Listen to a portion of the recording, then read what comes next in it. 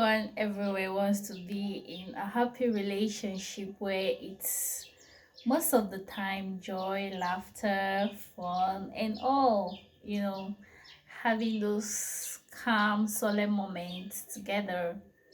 Everyone desires a happy relationship.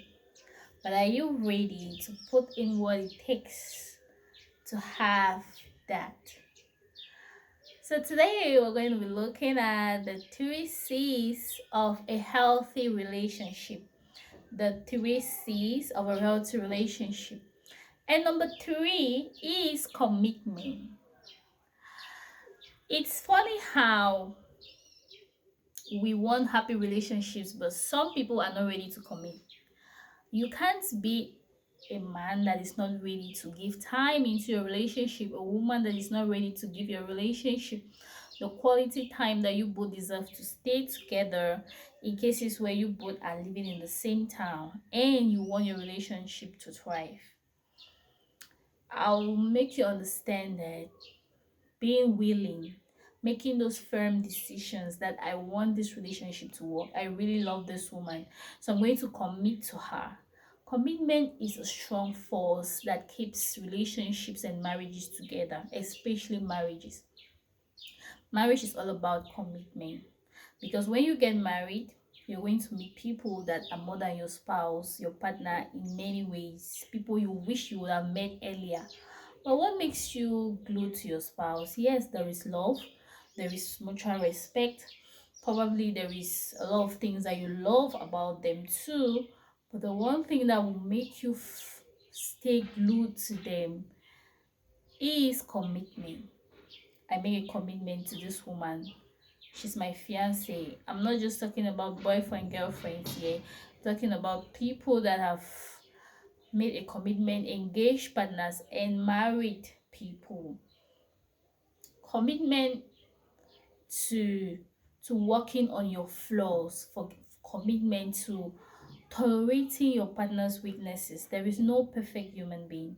So you're going to daily commit to working on those things your partner complains about. Be intentional. Is it anger? Is it maybe a bit of laziness? You just like to sit around doing nothing much and your partner is complaining about it. Do something about it. Try. Put in some efforts. Do you get angry very fast and react and overreact? Be intentional that you're going to work on this anger and you're going to succeed. Read anger management books, and it's going to go a long way to help you. You're also going to be committed to your children if you already have children, raising high moral, good children that are of good moral standards. You have to commit to your spouse that it's only you. You're going to be faithful to your spouse. There's a whole lot of temptations when we go out here. Men, we know there are whole lot of beautiful women, more well-shaped than your wife, especially when she has given you 2, 3 kids and she looks different.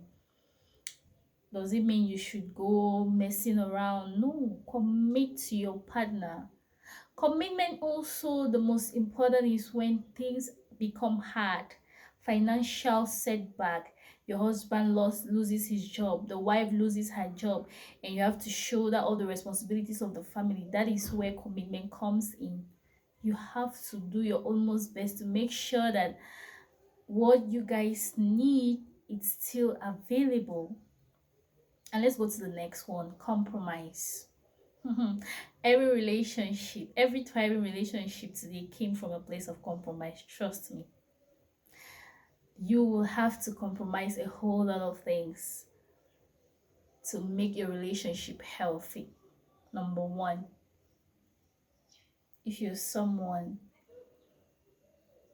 that is extremely orderly and you get married to a woman that is not so orderly like you, does that mean that is the end of your marriage? You have made so many efforts. You have told her, I don't like things being scattered.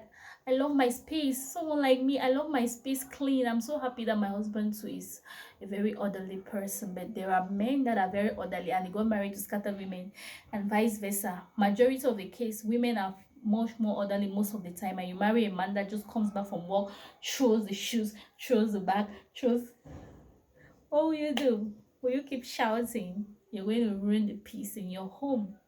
So when you're faced with such a situation, talk calmly. Please, honey, whenever you come back, I pick up these things. Can't you try harder? And if it's such a bad habit that the person can't, even your husband can't change from it, what will you do? You have to adapt. When he comes back, throws the bags, quietly pick it up. Don't complain anymore. Maybe when you even go silent and you just do it, that is going to make their minds like going to work better, and the person will become a bit more conscious not to chop things. Compromise. You marry someone that is not of the same, let me say, denomination as you. Before you got married, this person made you understand that I'm a Pentecostal, you're a Catholic. Should that come between your love? Should that destroy what you people have built? Compromise comes in religion wise. You can allow your partner fellowship in a different church while you fellowship.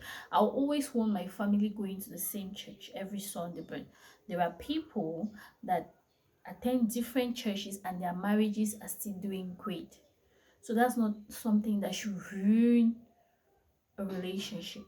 You also compromise when it comes to money. Let me tell you guys, financial crisis, financial misunderstandings has ruined many marriages than infidelity. Marry a woman you're blessed, that is manageable, and uses money well, you're so blessed. And you marry a woman that is kind of a bit extravagant, it's not a good thing. But for you to not allow that ruin your marriage, there are ways to go about it. You should put the person down, talk to the person, and if the person is not changing, that is where compromise comes. I'm not saying that you should allow somebody to squander your hard-earned money. You're going to set limits. I will give you this amount. When it's finished, that's fine. You can. I don't have any other thing to give you. That's actually you compromising in some way. So compromising with finances, be open, be be a giver, both partners. Don't just be a receiver. Compromise, be accountable. You don't just use money because maybe you're the person that is the head of the house, the man. You just use money without ever trying to account to your wife. I used it like this, I used it like this. You don't have to be so detailed, but for me, my husband is a great manager, so I don't stress him with giving accountability. I did this, I did this, I did this, because I trust him so much with finances, even more than I trust myself. So if you're so blessed that your husband is such a good manager, then it's fine. But if you're a man and you know that you're not so good with managing, try to include your wife in the way you spend, and that is going to so help with the way you're managing your financial resources. And the most important, the first one is the first seeds of a healthy relationship. The first one we saw, the oh my god, the third point was commitment. Second, compromise. And now we're going to look at communication, which is the boss. Yeah. Every relationship, every healthy relationship, there is healthy communication. You communicate well when you're happy, have the deep conversations, pillow talks, making decisions together, planning together. It's all about communication. When you're at work, your partner is at work, your loving wife, you check up on her, you check up on your husband. Even when you get angry, you don't shout, you don't use insulting words. These are things I say and I strive to do them. Sometimes you might lose it and you shout, but a big noise, insulting words. Don't ruin your relationship, your beautiful relationship, by being insultive. If you're someone that has the ability of being insultive quite fast, then you'll have to really pray about it and work on it better. This is me talking to myself too. Okay, so communication also has to do with informing your spouse where you are. If you think you're so big, you go out when you want, you come back when you want, you're not accountable to your husband. Ephesians 5 verse 20. Wives, submit to your husband as unto the Lord. And men, love your wives as Christ loved the church.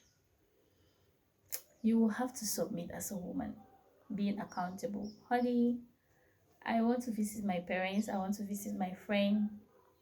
And the man, you don't just travel out of town without telling your wife. How? You communicate.